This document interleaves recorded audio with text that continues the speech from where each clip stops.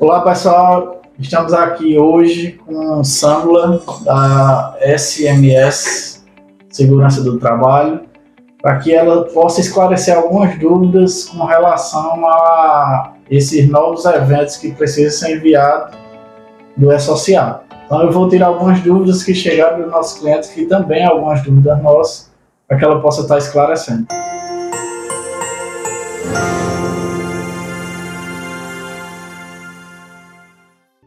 Então vamos lá, Sandra. Primeira dúvida, esse envio para o E-Social, todas as empresas precisam enviar, independente de ter funcionário ou não? Não, só vou enviar eventos de SST em empresas que tenham trabalhadores CLT. Se for uma empresa que tenha estagiário, é opcional ela mandar, Prolabore também. Então, basicamente, a obrigatoriedade é para quem tem CLT. Independente do porte, da quantidade, se tiver 1 ou se tiver 1000, tem que fazer o envio. Então quer dizer que, só esclarecendo a dúvida, só empresas que têm empregado. Então, a empresa que não tem empregado, mas que depois passar a ter, aí sim você torna obrigatório. Exato. Aí, dependendo da sua atividade, vai fazer os documentos necessários para ela. Mas a partir do momento que vai funcionário, já tem que ter a obrigação. Inclusive, quando contratar, já vai ter que fazer com o exame admissional tudo certinho. Aí, outra dúvida bem recorrente, Sandra, que o pessoal trouxe para nós, é com relação a empresas que são MEI. Existe alguma isenção com relação a isso? Ou ela também é obrigatória, igual a qualquer outra empresa? Não, o MEI ele não tem isenção quanto ao envio, nenhuma empresa tem. O que tem é a flexibilização quanto ao porte da empresa. Existe um tratamento diferenciado ao MEI, ME e EPP. Então, essas empresas elas têm uns documentos que são isentos, outros que não, dependendo da sua atividade também. Então, por exemplo, o MEI, o ME e o EPP, que não tem risco físico, químico biológico, ele não faz o LTK, por exemplo, mas faz os demais programas. Se não tiver nenhum tipo de risco, nem ergonômico, nem faz o PGR, nem faz o PCMSO. Então, tudo requer uma avaliação inicial. Seja independente do MEI ou seja empresa normal, ela vai ter que fazer uma avaliação do CNAE, de acordo com a atividade que ela presta. Então, independente do regime de tributação da empresa, né, do porte da empresa, o que vai definir o que ela vai precisar fazer e quais são os eventos que precisa enviar, ser informado, vai ser a atividade e o risco que contém nessa atividade. Isso, e esse está sendo um dos maiores dilemas, porque a gente encontra, às vezes, um CNAE de grau de risco 1 e vários CNAE secundários de grau de risco 3, de grau de risco 2, então a gente tem que ver a atividade que a empresa de fato faz de forma principal. Às vezes requer uma alteração do CNAE, enfim. Mas não está isento ninguém que tem funcionário. Você vai mandar que tem risco ou que não tem, mas vai mandar alguma coisa. Certo. Então, mesmo que a empresa não tenha risco, precisa informar que isso. Não tem risco, né? Que não existe o risco. Ok. Outra dúvida bem importante que os clientes trouxeram, que também é uma dúvida nossa, é com relação a toda vez que eu for contratar um funcionário, eu vou precisar enviar alguma coisa específica ao E-Social? É assim que funciona? Existe um evento chamado 2240 que ele tem uma carga inicial. Então a empresa vai fazer essa documentação e vai fazer um banco de dados lá no sistema. De acordo com o que ela vai contratando funcionários, ela vai incluindo naqueles ambientes de risco que ela cadastrou. Então, por exemplo, aqui no seu escritório, você tem uma parte administrativa ou departamento pessoal. Cada pessoa que trabalha aqui, a gente vincula a um desses ambientes. Então, feita a carga inicial, quando você fizer uma contratação, você inclui aquela pessoa naquele ambiente. Feita uma demissão, você retira aquela pessoa daquele ambiente. Porque lá para o E-Social interessa o tempo de exposição àquele risco. Então, de 1 de janeiro de 2022 a 1 de janeiro de 2023, ela esteve no ambiente X. Passou para o Y, a gente faz uma recolocação. É isso que a gente chama de manutenção e movimentação. E se a empresa não demite, não contrata nada durante o ano, ela não vai ter essa movimentação. Só se ela atualizar realmente ambiente, atividade, função, enfim, risco, essas coisas. Então, vamos lá. Então, as empresas que vão precisar contratar o seu serviço, elas vão precisar de você para enviar essa carga inicial. Isso. E se houver alguma alteração, tanto de ambiente como de quadro de funcionário, alguma coisa desse tipo, é que eles vão precisar de um novo envio desses eventos. É assim que funciona? Aí, dependendo do porte da empresa, se você tem, por exemplo, 10 funcionários, é muito comum que durante o ano você faça uma troca de quadro, enfim, uma demissão, alguém se afaste devido a algum acidente ou doença, enfim. Então, algumas empresas a gente sugere que tenha aquela manutenção mensal, onde a gente vai entrar em contato com as contabilidades, com os escritórios e fazer aquela atualização. E outras que tem um funcionário, por exemplo, que está há 10 anos na empresa, é muito difícil que ela vai fazer uma movimentação. Então, naquela fase inicial, onde a gente conversa com o cliente a primeira vez, vê o KNAI, porta da empresa, sugere a documentação, eu já sugiro se é necessário um contrato mensal fixo ou uma manutenção esporádica, ser enviado de vez em quando. Agora, atualiza a documentação, já atualiza o E-Social. É um ciclo. Então, porque assim, teve muitos clientes que perguntaram a gente, Jorge, mas eu vou precisar pagar mensalidade e, pelo que eu entendi, ele só vai precisar pagar uma mensalidade se existir movimentação recorrente. Não é assim? Agora também vai muito do cliente, porque a gente teve uma experiência no ano 2022 que muitas empresas disseram, não tem movimentação, tenho 5 pessoas, vou ficar com elas. Aí aconteceu de esporadicamente trocar e não mandou pra gente. Então entrou 2023 sem atualização, entende? Então às vezes o empregador mesmo decide, não, eu sou esquecido, eu tenho 1001 responsabilidade, então tomo conta disso aí. É aí onde a gente tem a mensalidade. Até porque o não envio dessas informações passa a ser nossa responsabilidade, entende? Certo, mas então nesse caso fica a critério na hora da contratação do seu serviço, se ela vai querer optar por uma mensalidade para ter essa manutenção, ou se ela entender que ela consegue controlar isso, ela vai lhe contratar pelo que ela precisar de você, vamos dizer assim. Exato, a empresa às vezes tem um administrativo que pode direcionar essa demanda, tem uma contabilidade até que direciona essa demanda.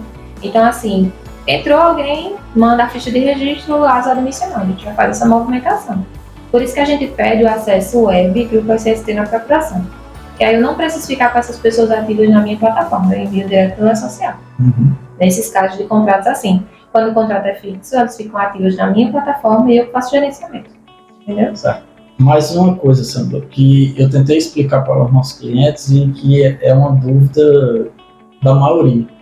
Isso não é uma coisa nova. Só mudou a forma de informar para o governo. Né? Assim, todas as empresas já tinham essa obrigatoriedade de ter esse controle do risco, da saúde dos trabalhadores diante do Ministério do Trabalho ou da carteira do governo que esteja fiscalizando essa parte. O que mudou foi só a forma de informar para o governo, não é isso? Porque assim, não, é uma tecla que eu bato muito com os clientes sempre. Não é uma obrigação nova. O E-Social ele tem foco previdenciário. Então, as informações que vão interessar para lá é aquilo que vai gerar aposentadoria especial ou você informar que não tem nenhuma atividade com esses riscos que são inerentes à aposentadoria. Só que, qual a base desses dados? A documentação do SST. Então a gente faz essa documentação que não é nova, tem muitos anos inclusive. A única coisa nova é que o PPRA passou a ser PGR. Então isso é só uma atualização, que é normativa. A gente pega essa documentação e faz agora um banco de dados direto do governo, com acesso do Ministério, Receita, enfim, para um encontro de dados com vocês, da contabilidade, com o fiscal, a parte de pagamentos, etc., e a SST. Isso vai resultar no PPP, que é aquele documento que geralmente é feito manualmente, e aí quando a pessoa for aposentar já está tudo lá bonitinho, se ele tem ou não direito à aposentadoria especial e etc. Essa documentação base do E-Social não é nova, é muito antiga. Mas o envio das informações é que teve todo um cronograma, todo um adiamento. E agora está vigente, desde o ano passado. Pelo que eu entendo, o governo mudou com essa forma de envio agora pelo E-Social, a forma de ter esse controle de uma aposentadoria especial dos trabalhadores. Isso. Eu acredito que o maior objetivo do governo seja isso, com essa alteração, essa mudança de informação. Para que ele já tenha essa informação, vamos dizer, em tempo real, praticamente em tempo real, e quando for lá no futuro que um trabalhador for requerer algum tipo de aposentadoria, ele já tem essa informação com ele. Exato. E até no aplicativo, meu INSS, o empregado baixa lá, e ele tem acesso a essas informações, através do Gov ou do aplicativo. Ele também pode acompanhar. Pode acompanhar. Né? Então, eu quero saber quanto tempo falta para completar o prazo de aposentadoria. Ele mesmo tem acesso a essas informações. Então, a empresa envia para o E-Social distribui nessas plataformas. Então, eu vou lá com o meu Gov e acesso o meu PPP eletrônico. Não acesso da empresa, o cadastro total, mas acesso às minhas informações. Eu entendo que é assim. Antes, a gente tinha muito problema com o PPP quando as empresas fechavam. Mudava administrativo, então a pessoa ia aposentar lá na frente, trabalhou 20 anos atrás em outra empresa. Aí ia buscar o PPP não tinha. Aí agora não, assim, tudo que aconteceu de 2022 para frente vai estar numa plataforma disponível para fiscalização, disponível para receita, disponível para o empregador, para o empregado.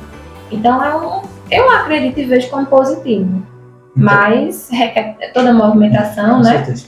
Então, assim, só resumindo para que fique claro para todo mundo, basicamente essa nova obrigação, vamos considerar assim, com o governo, resume-se em informar para o governo todo o controle da parte de saúde ocupacional do trabalhador e o objetivo maior, mais essa parte da aposentadoria especial. Exato. Tanto que é um engano a gente dizer que todos os riscos vão lá para a social. Não. Existem tabelas que controlam isso. E essas tabelas é que vão dizer o que vai e o que não vai. Então, grande maioria das empresas manda lá o risco de ausência, o código de ausência de risco, porque não tem o risco, um agente nocivo que vai gerar aposentadoria. Agora, se a empresa tem tudo certinho, faz medição, faz tudo bonitinho, não custa mandar, porque aí o governo vai entender que você está fazendo tudo dentro do padrão. Tá cumprindo Só não pode perder os prazos. Com o que eles querem, né? E para a gente fechar aqui, Samuel, essa obrigação a gente informou para os nossos clientes, mas eu quero que você reforce que não é uma obrigação que a gente, como contador, tem capacidade técnica para poder estar informando isso ao governo. Eu queria que você explicasse um pouquinho por quê. Esse é um dilema, inclusive, de todos os escritórios de contabilidade que a gente tem em parceria.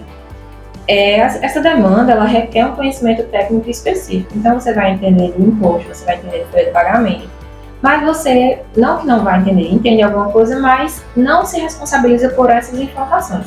Também acho um erro quando a contabilidade recebe um XML, joga lá no sistema e manda. Você não sabe o que está mandando. E se dá algum problema, o cliente vai ter que responsabilizar alguém. Só que quando a gente manda o evento, o profissional do SST, ele sabe o que está mandando, sabe a codificação, sabe o que é um limite de tolerância, sabe o que é um nível de ação. E você não vai saber, porque a gente tem todo um estudo técnico para isso. Então, são 38 normas de segurança do trabalho, são milhões de portarias, milhões de decretos. Então, não tem como a contabilidade se responsabilizar por isso, nem gerenciar esses dados, porque quem entende dos prazos é a SST, quem entende dos exames é a SST, então tem a medicina, tem a engenharia, tem a enfermagem. Então, é toda uma equipe para você pegar e gerar um documento, porque difícil não é mandar é social. Difícil é basear a documentação. Né? E é exatamente isso que eu quis deixar claro para os nossos clientes, porque a gente não tem capacidade técnica de ir lá e medir se sua empresa tem um risco de calor, por exemplo, ou de um risco de altura, qual é aquele tipo de documento que vai ser base para informar isso para o governo. E como eu estava conversando contigo há pouco, a gente tem alguns exemplos. Eu tive uma contabilidade que pegou, viu o prazo 31/12 e botou a ausência de risco para todo mundo. Aí quando vai, vira janeiro, chega lá, você vai consultar que é atividade, aí é uma oficina, aí é uma obra. E essas empresas não têm ausência de risco. Aí foi comunicado lá na doida. Né? Então tem que ter todo um cuidado, até porque se der errado, não é só o não envio que gera multa, é o envio incorreto também. E responsabilização também da empresa, né? Não só administrativa até, né? Porque se houver um problema com um trabalhador, a empresa vai responder por isso, por ter informado que não existiu um risco. Né? E a presença do profissional de SST na empresa, ela é boa tanto para dizer que sim, que você tem e gerencia daquela maneira X, ou para dizer que não tem, você fica tranquilo. Que a grande maioria das empresas, ME, MEI, EPP, são risco baixo, 1 e 2, então é bem tranquilo de trabalhar. A gente orienta certinho, seguindo essa orientação, ninguém erra. E a gente já está pronto para as porradas que vem da SST, né? Fiscalização e tudo. E as empresas que têm um risco maior, que requer um maior cuidado, vocês estão prontos para poder até ajudar de forma preventiva ele a evitar um problema, né? Com um acidente de trabalho, alguma coisa. Então, por isso que a gente deixa claro que não é uma responsabilidade que o contador pode se envolver, porque ele não tem capacidade técnica e legal também para exercer esse tipo de atividade, que ele não tem o conhecimento necessário para realizar esses laudos e servir de base para informar esses eventos. Aí só para a gente concluir, Samuel, a questão do prazo, que foi, muita gente teve dúvida com relação a isso, eu expliquei que isso já existe desde 2022, só que a partir de janeiro de 2023 foi que o governo comunicou que ia começar a fiscalizar para haver multas. Então, esse prazo se mantém? Como é que está com relação a isso? Os prazos entraram em vigência, o cronograma não teve nenhuma alteração em outubro de 2021. Então, começaram as empresas do Grupo 1 em 13 de outubro de 2021, 10 de janeiro de 2022, Grupo 2 e 3. E agora, em janeiro de 2023, órgãos públicos e demais.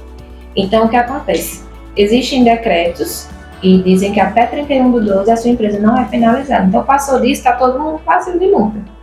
A gente acredita que vai haver uma notificação, mas nada é certo. A gente não tem uma posição ainda do governo federal quanto a data efetiva de multas, mas a partir de 1/1, quem não mandou já está nesse risco.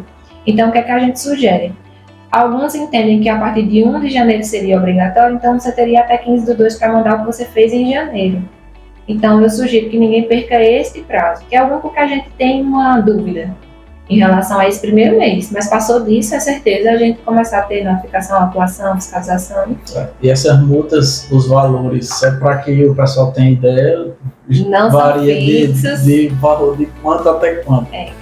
Eu vi muita gente falando sobre a multa é de R$3.000, não existe, isso é variável, de acordo com a infração. Então, se você não mandou um exame, você pode ser multado em R$500, você pode ser multado em R$800, e pode ser multado em R$32.000. Eu vi que pode chegar até mais de 30 mil, exato, né? Dependendo do que foi a ausência daquilo ou a informação errada. Né? Exatamente, então é variável e não resolvido no mês seguinte vai duplicar, vai triplicar e assim vai, até chegar o ápice da empresa não ter condição de arcar com aquela multa. Mas para evitar isso, pelo menos procura assessoria, tirar as dúvidas em relação ao seu CNPJ, que aí de acordo com a sua atividade vai ser orientado da maneira certa e vai ser dito para você o prazo de concluir essa sua documentação, porque também requer toda uma preparação da SST. Então, eu espero que tenha ficado claro, pessoal. Eu vou pedir só para a Sandra deixar os contatos dela, porque vocês precisando do serviço dela, ela fechou uma parceria com o nosso escritório e a gente vai estar indicando ela para auxiliar vocês nessa questão. Pode passar os contatos, Sandra? Pronto, o primeiro contato de vocês a gente sugere que seja pelo WhatsApp, porque vai ser diretamente comigo. Então é 839-8603-9105. Através desse a gente guia nos demais, que às vezes a gente pede documentação por e-mail e outros contatos, mas esse é o central onde eu vou orientar o cliente no que ele precisa. Passado por mim, a gente bota para a equipe já encaminhar. Ok, então é isso, pessoal. Eu espero que tenha ficado claro, que tenha esclarecido as dúvidas de vocês. E maiores dúvidas, vocês podem falar direto com ela que ela vai poder esclarecer para vocês. Então, muito obrigado.